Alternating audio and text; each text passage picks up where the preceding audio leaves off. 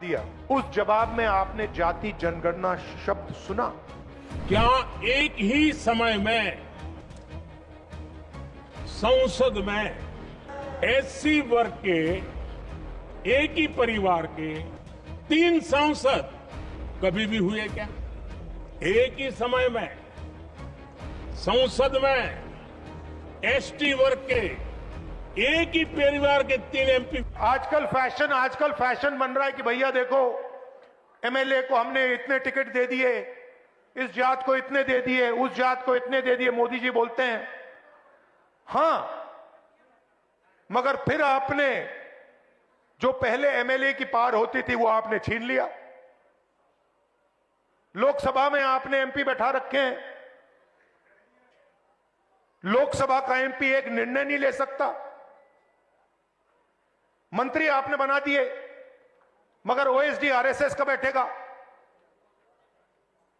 तो कंट्रोल का सवाल है, पार्टिसिपेशन का सवाल है, भागीदारी का सवाल है।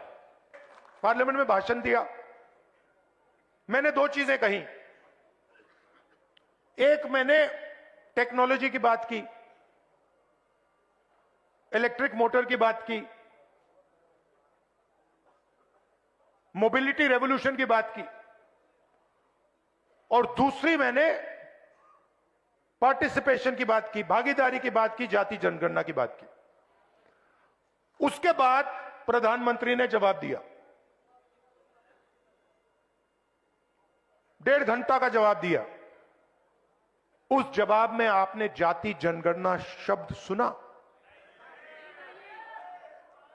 क्योंकि नरेंद्र मोदी, बीजेपी, आरएसएस जाति जनगणना नहीं कराना चाहती, क्योंकि ये देश की सच्चाई आपको नहीं बताना चाहती। और मैंने निर्णय ले लिया है कि कुछ भी हो जाए,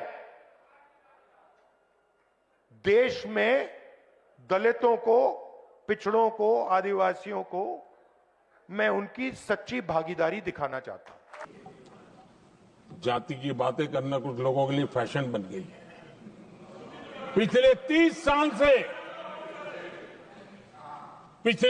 साल से सदन में आने वाले ओबीसी समाज के सांसद दलों के भेदभाव से ऊपर उठ करके, एक होकर के 30-35 साल से मांग कर रहे थे कि ओबीसी कमीशन को संवैधानिक दर्जा दिया जाए। जिन लोगों को आज जातिवाद में मलाई दिखती है, उनको उस समय ओबीसी समाज की याद नहीं आई। ये हम हैं जिन्होंने ओबीसी समाज को संवैधानिक दर्जा दिया। मैं आज इस सदन के माध्यम से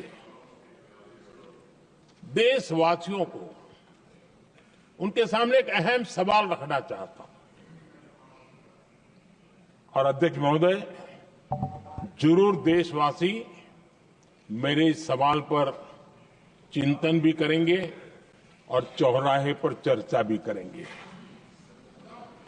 कोई मुझे बताएं, क्या एक ही समय में